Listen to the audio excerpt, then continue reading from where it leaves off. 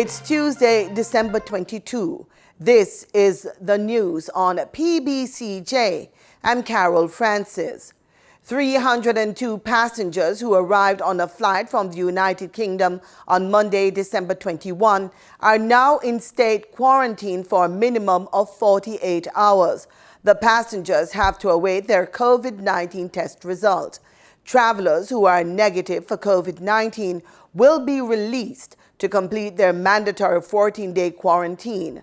Those who are positive will be isolated until recovered. Family members of passengers with concerns may contact the Ministry of Health and Wellness at 888-1-LOVE. That's 888-663-5683.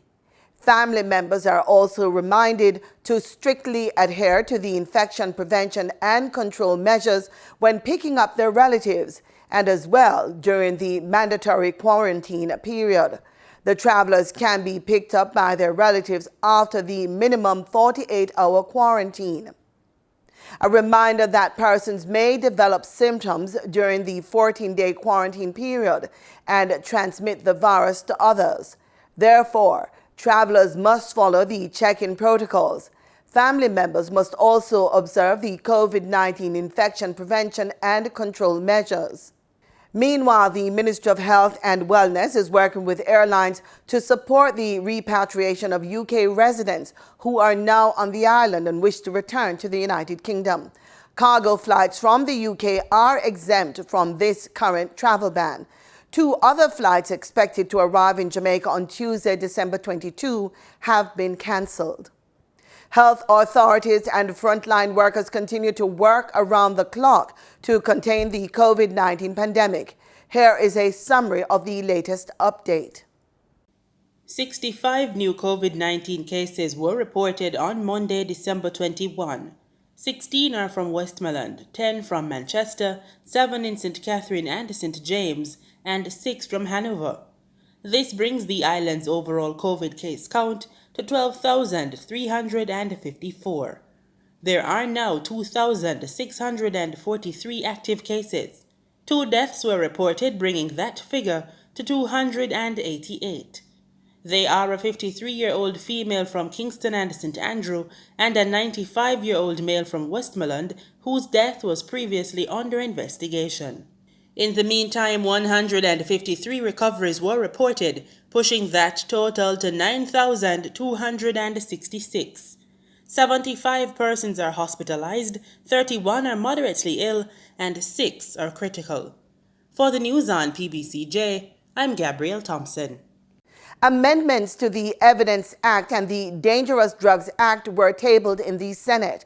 The bills were piloted by a minister without portfolio in the National Security Ministry, Senator Matthew Samuda. Melvin Pennant is following that story. The 2 bills are treated as companions and were debated side by side. Senator Samuda explained the rationale for the amendments. The amendment to the Dangerous Drugs Act and the Evidence Act has arisen as a result of a concern expressed over significant time by the Jamaica Constabulary Force about the storage of evidence required for trial. The JCF expressed that there are issues regarding the duration of storage required, as well as their capacity to do same.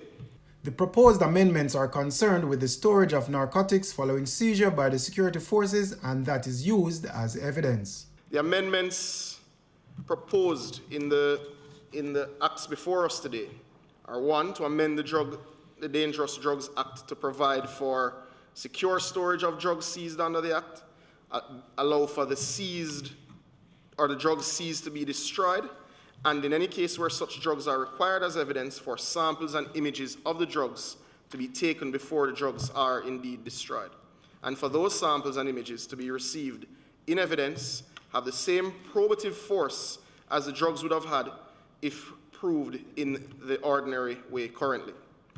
And 2, to amend the Evidence Act to provide that in any case where a thing is seized as evidence, a sample or image of the thing may be taken by or under the direction of a constable, and for the sample or image so taken to be received in evidence to have the same probative force as the thing would have if proved in the ordinary way. In making the case, Senator Samuda said the narcotics trade continues to be a driver of violence on the island. In 2020, the JCF Narcotics Division reports that the guns for drug trade continues to be a major obstacle in the JCF's aims to reduce serious crime, especially murders, as these traffickers often exchange ganja for guns, with Haiti and other countries. Over 185 unmanned points of entry exist, or launch points, as we are all, or should all be aware. New leader of opposition business in the Senate, Senator Peter Bunting, welcomed the changes to the legislation, but in the same breath said they needed to go further. The need for this is, self-evident. And I would start by the first question I'd ask the minister, without getting to the amendments to the bill itself. But I hope that the Evidence Act goes beyond, the amendments to the Evidence Act goes beyond just being a companion bill for the Dangerous Drugs Act, but for offenses that are outside the Dangerous Drugs Act, that it still applies in cases, for example, in terms of theft from farmers, theft of livestock or goods. The debates on the amendments are deferred until the next sitting of the Upper House next year. Melvin Pennant, PBCJ News. The market for Caribbean sauces and condiments is said to be worth $1.49 billion. The global hot sauce market is projected to reach $5.9 billion by 2025. Jamaica Promotions Corporation, JAMPRO, is currently in dialogue with investors who are interested in growing hot peppers on a large scale on the island. JAMPRO is also working with other government agencies through a pepper value chain task force to identify goods made from the Scotch bonnet pepper and a strategy to facilitate the production of these goods. Marlon Samuels has more in this report. What is the one ingredient Jamaican cooks will add to give the dish a distinctive kick? It has a distinctive aroma, is fiery hot, adds great flavor to stews, curries, soup, and a range of other dishes. If you guessed Scotch bonnet pepper, you are correct. These peppers are often red or yellow when ripe. Aside from adding great flavor to a dish, Scotch bonnet peppers are a good source of vitamin A, C, K, and B. It also has iron, niacin, and magnesium.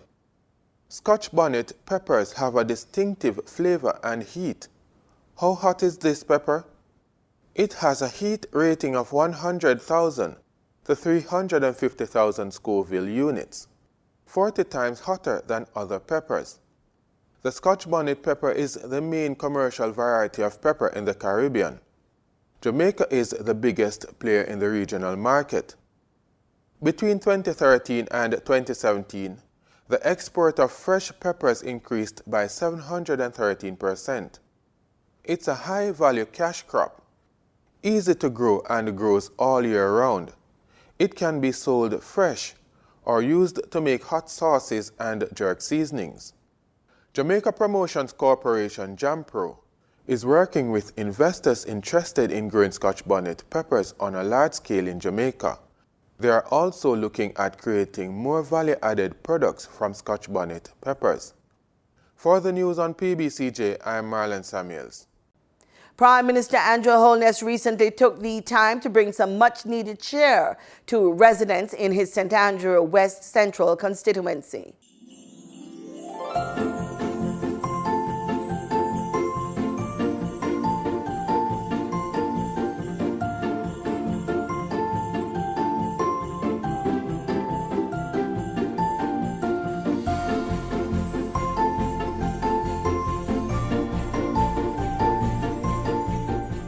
The pandemic has affected persons' ability to earn. Households that live in communities like these that depend on day-to-day income, that they go to the market to do their daily hustle. because of the pandemic, all of that is cut and they're not getting their full income. So their ability to go to the supermarkets that you run, would be significantly impacted. So if they were able to buy a basket of items like these, they would probably only be able to get half of that now. And that is affecting households right across Jamaica. Coming up to Christmas, the impact would even be greater. So I want to commend the Progressive Grocers Group for doing your part. We are grateful for the support that you have given. 2020 saw much fluctuation of the local currency. In the business report, we get a daily track of the dollar's performance against our main trading partners. We also capture other key market data. Gabriel Thompson has the details. In Monday's trading session, the JSE Combined Index advanced by 2,205 points to close at under 400,000 units. Overall market activity resulted from trading in 84 stocks, of which 31 advanced, 30 declined, and 23 traded firm. The Junior Market Index advanced by 19 points to close at under 3,000 units. Stocks advanced for 138 Student Living Jamaica, AMG Packaging and Paper Company, and Caribbean Assurance Brokers Limited. Stocks declined for Access Financial Services Limited, Barita Investments Limited, and CAC 2009.5% preference shares. Trading firm were 1834 Investments Limited, Berger Paints Jamaica, and Cargo Handlers Limited. NCB Financial Group Limited was the volume leader with 9.9 million units, followed by Trans Jamaican Highway Limited with 2.6 million units, and Sagicor Select Funds Limited Financial with under 800,000 units. Now for the foreign exchange. The US dollar on Monday, December 21, ended trading at $143.95. The Canadian dollar sold for an average $111.51. The pound sterling traded for $192.11, and the euro ended trading at $177.63. Oil prices tumbled nearly 3% on Monday as a fast-spreading new coronavirus strain that has shut down much of Britain and led to tighter restrictions in Europe sparked worries about a slower recovery in fuel demand.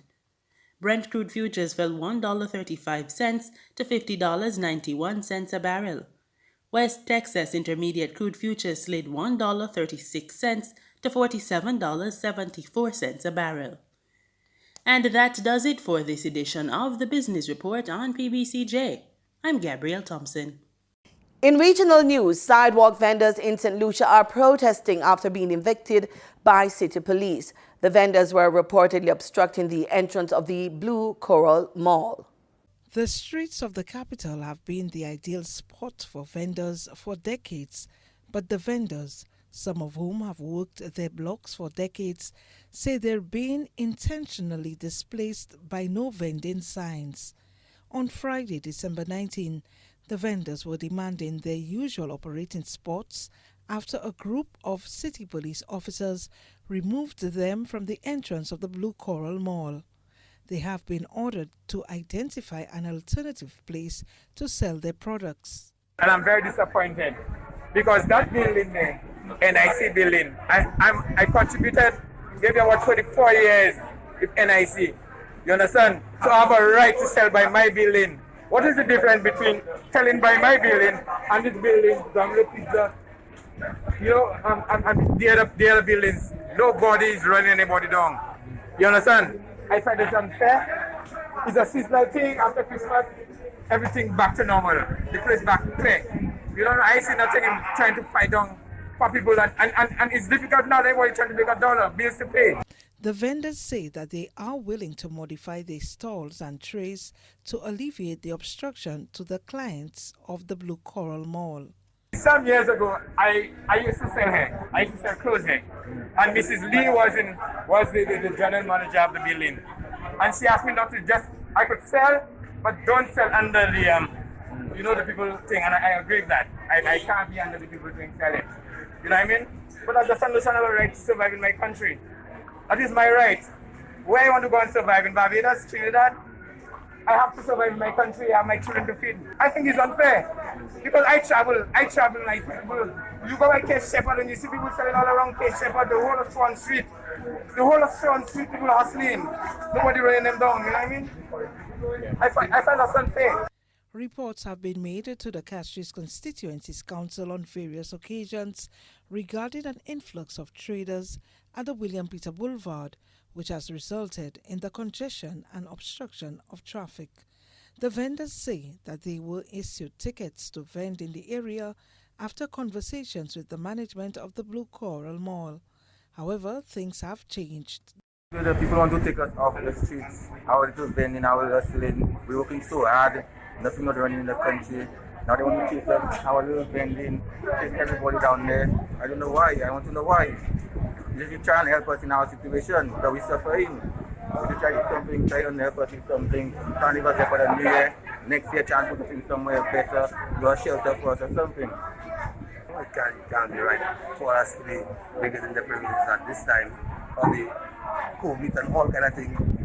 It's all right, at least after the season, they will tell us, well, okay, so the case, but not for now. It's hard, you kind of way to do something to help one of our family and thing, and that cannot be, not anything, it's just at least to give us a little permission for the time being, and then after, we're not looking to, think, because I don't know, I just speaking on the other thing, because I know for years I've been doing that, not just coming and just saying, I don't, sometimes it's only the rain, I go under. And then after that, I come back because I don't have a tent. You understand? But I do block people's door. I don't do anything. I understand what they say because when you're really watching, it's a little way. But you understand? You don't come to happen. But for the time there, it's a little. At least we could have a little mercy on us. The City Police Department indicated that there are no vending signs erected in the spots operated by the vendors. According to the Chief of City Police, the signs have been there for decades. Brian Jawawi said that the vendors were removed from the entrance and were allowed to vend closer to the roadside. He said that as of Saturday, the vendors had adjusted to their alternative location at the William Peter Boulevard. Cecil Actil, NBC Prime. Trinidad's Attorney General says he is not surprised at a recent statement by the opposition regarding the Public Procurement and Disposal of Property Amendment Bill 2020. Opposition Senator Wade Mark says the opposition will not support any legislation brought to the Parliament unless the original Public Procurement Bill is returned to the House. Sunil Lala reports. Senator Mark has made a threat, obviously on behalf of Senior Counsel Kamla Prasad-Bissessar, to say that they will be supporting no legislation. I would say, what's new? Attorney General Faris Al-Rawi on Monday dismissed several claims by Senator Wade Mark on the Public Procurement Bill and urged the media to fact-check every word brought forward by the opposition. 2 weeks ago, Independent Senator Dr. Maria Dillon Remy helped government to pass the bill in the Parliament. But Mr. Al-Rawi continued to advocate for the bill, saying the amendment is in line with what many countries around the world have in their legislation. He refuted claims by Senator Mark that the bill eliminates oversight by any independent body.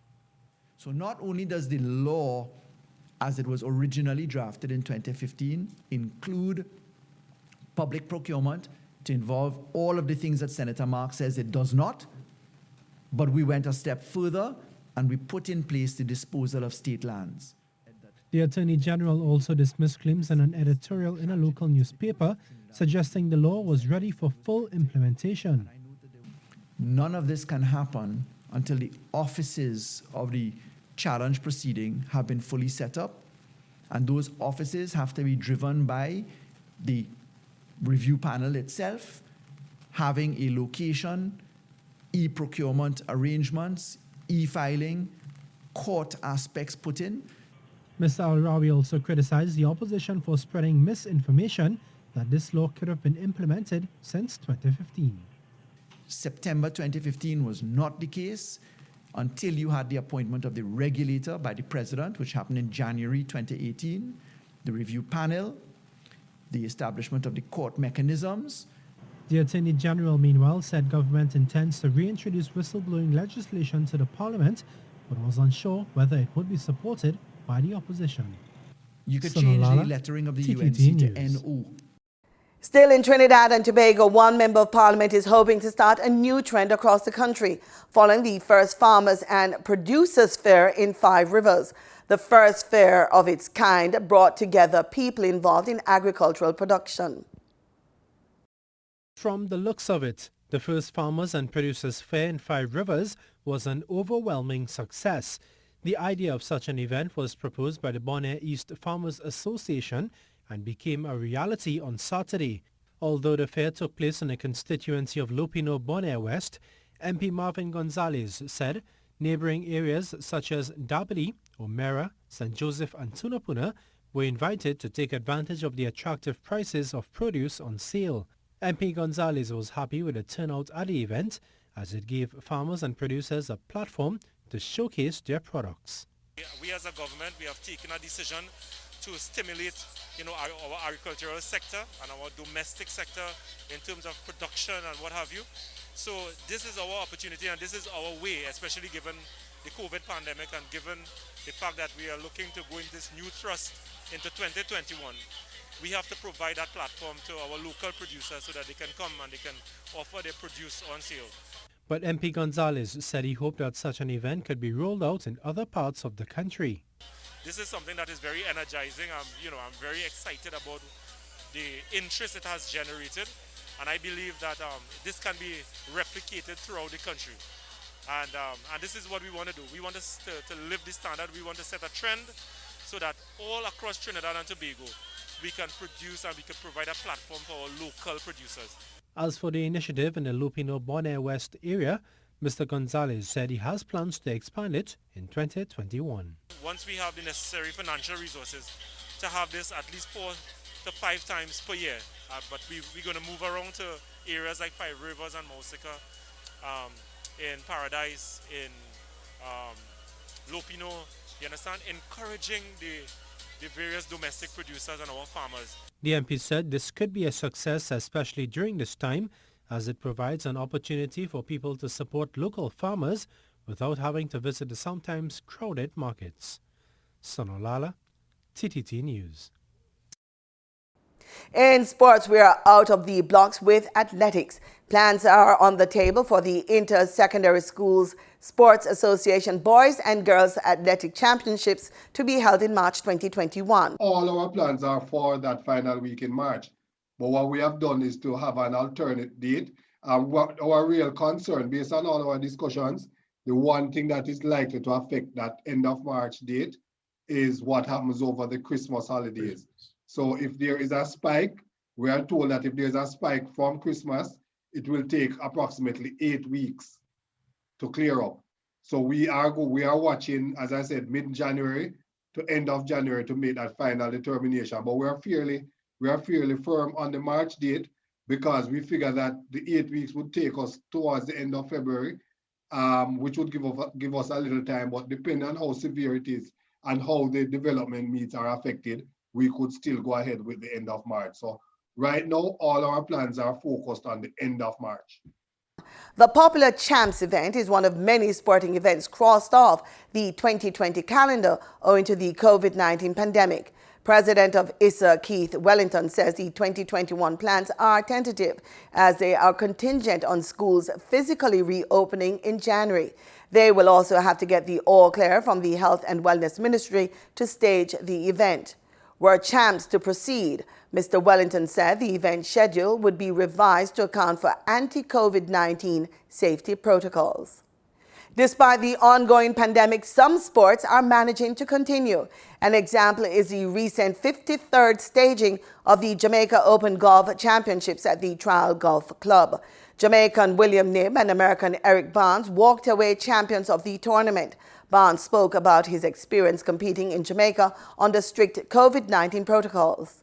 Yeah, I mean, I play on the Corn Ferry Tour, so we pretty much have the same protocols every week. I mean, we've got to stick to the hotel and the golf course, and you've got to do COVID testing every week, and it's very similar. So it was kind of just like riding a bike for me, just kind of a continuation of what I did all year. President of the Jamaica Golf Association, Peter Chin, spoke to the challenges of navigating the tournament despite the pandemic and sponsorship challenges. At first, we had issues with sponsors when COVID hit, And then we were lucky enough to get sponsors. And then the next challenge was, would the players come? The other challenge was, what kind of protocols would we have to set up to make sure that we abide by the government guidelines, and we were able to do that thanks to the Ministry of Health and the University Hospital, who sent their staff on site to do testing and ensure that all the COVID protocols were abided by, and we were happy. He credits the sponsors, the Tourism Enhancement Fund, Aquabay, SDF, Trial Golf Club, Jamaica Tours, JTB, and that's our package. Join us again tomorrow, same time, same place, for more news and sports right here on PBCJ, the People's Station.